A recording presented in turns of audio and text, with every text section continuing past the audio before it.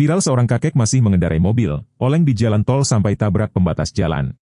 Kejadian ini terekam kamera dan videonya diunggah wanita pemilik akun TikTok Ia Ini Menyun pada Sabtu, 2 September 2023.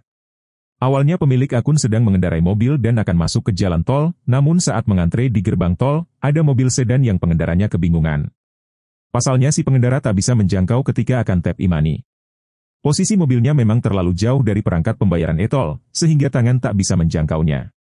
Ketika sudah berhasil lewat dari gerbang tol, cara berkendara pemobil sedan itu benar-benar membahayakan, lajunya benar-benar tak teratur, bahkan asal-asalan saat berpindah jalur. Semakin lama cara berkendaranya kian membahayakan, bahkan laju mobil malah seperti akan menabrak dinding pembatas jalan di sisi kanan.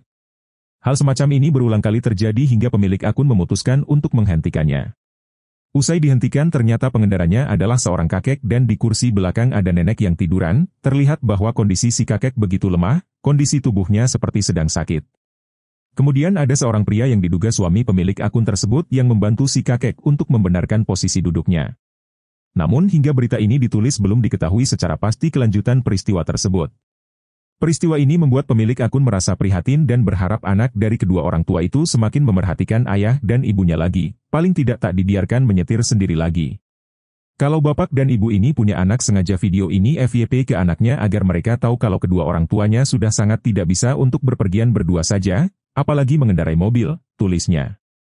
Terima kasih sudah nonton, jangan lupa like, subscribe, dan share ya!